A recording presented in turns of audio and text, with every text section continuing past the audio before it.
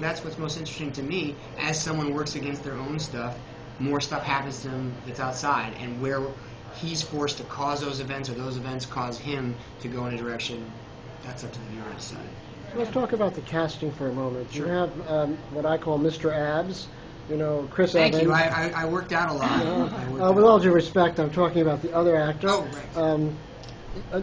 There are two lawyers. Yeah. You're the nice guy with the wife and the family. Mm-hmm. The other one is wild, crazy, drug addicted, smart as hell, and aggressive. And you're sort of like yin and yang in this law firm, and you're the practical one, and he's the one that will come up with the wild idea to go forward. But in casting it, you were able to get an actor who's not known for his acting ability, but known for his physique. And in the opening of the film, we watched for the first 10 minutes this incredible physique that makes every man in the audience want to go to the gym or do something. Yes. And then, as the film unfolds, Chris Evans turns out to be more than a body. He turns out to be quite a good actor. Yeah. How did you know that? Well, I mean, I would probably debate you in the sense of he's not. Look, it's really hard for movies, character-driven stories to get out there. And if you're lucky enough, like Chris has been, to get hired for some big movies, you do those movies and you get a career.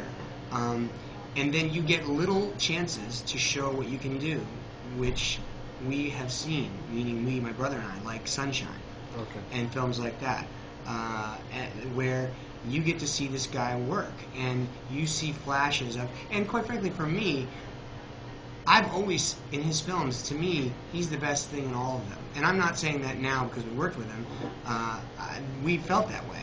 And when he was suggested to us, he would respond to this material like, you know what we want is an actor. As an independent filmmaker, you need something that people get excited about.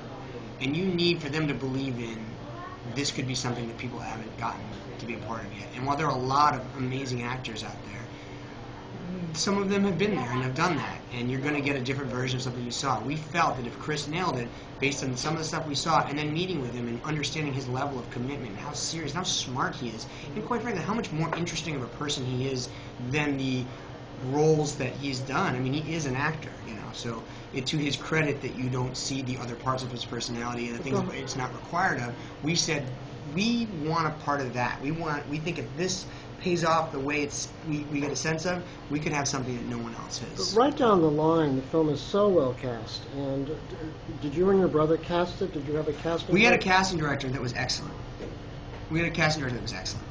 Courtney Bright and Nicole Daniels did an amazing job of getting us real actors, and not just people that would be worth $15 in Botswana.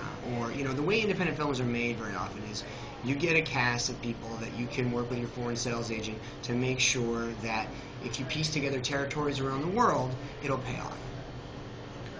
When we got Chris, we said there's a certain amount of money that we felt this movie was responsible to make it for, and we would do our best to stay within that framework and just cast great actors, whether they were worth something financially to somebody or not, and believe that the totality of having a great ensemble would make it worth more than having a guy from Heroes. Not that guy from Heroes wouldn't be great, or whatever TV show.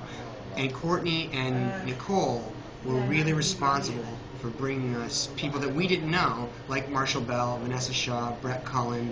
Roxanne Hope actually was in a play that I did, who's amazing. Tess Parker has been in several things that we've done, and was amazing. So independent filmmakers should look to a good casting person to help them. I mean, I'm an actor, so what's a movie without a good actor? And for us, like, those one lines or those two lines that take you out of the movie, and if you're independent, you can't afford to have anything take you out. We've only got a couple more questions we can ask you, so we'll both probably go at it. I'm curious about being the actor and the co-director, and the other co-director is your brother. Yes. And how those relationships work. Who in the end says cut? Well, if I'm on camera, he does. I mean, we're still brothers, so that worked out, people ask us about that a lot, and it's usually a very unsatisfying answer, in the sense that we just have had an organic way of working, and this story, because it was something that resonated to both of us because of our parents, and that are both of our interest in the world, we just kind of developed it, stepping on and over each other in a way that was effective, and that just continued through the whole process. When I'm on camera and I'm working with an actor, as an actor, I'm not trying, that actor would be confused if I was also whispering at them while they're talking to me. So I could say of the tangibles that you're looking for, that might be one, but besides that, it really is what makes most sense on the day. We don't have a rule of any of it. Let me just ask you one final, I think, is about, you did work on Broadway, so there's obviously a great love of that particular kind of experience. You play a very subdued character in a lot of ways, and with one moment of like rage. So how did you bring what do you bring when you go into filming that you really learned out of stage work, do you think? The prep is the same for me in terms of working the character, and I look at everything, directing, writing, as through the prism of being an actor. So to me, I stoke the wells with information, and since I was working on the story for so long, I had a lot of time to do that. And then you just kind of play the truth of the moment.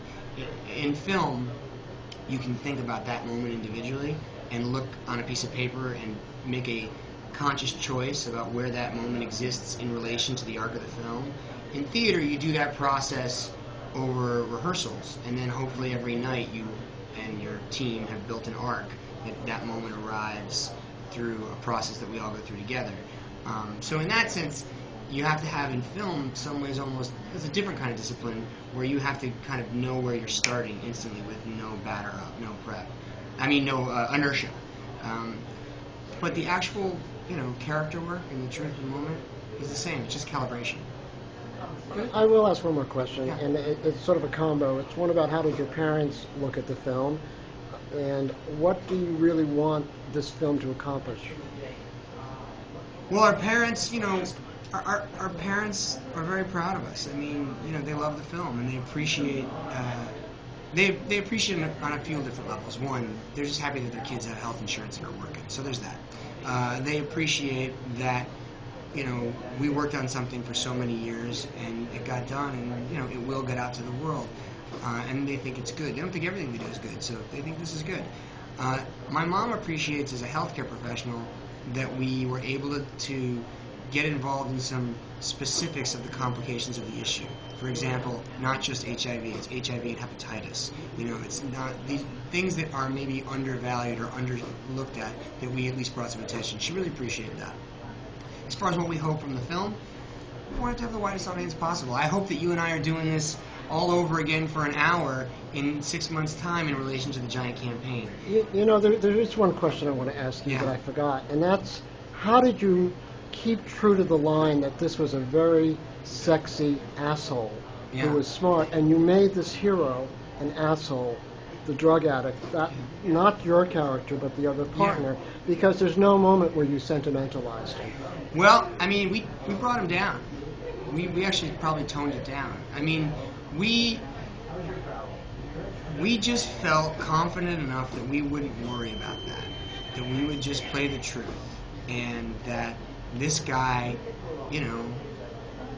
left some stuff in his wake, and we weren't going to try and pretend that didn't happen, and we didn't feel that minimized what he was trying to do. I mean, we really tried to display it as we saw it in the way that was the most entertaining. And he might have been murdered.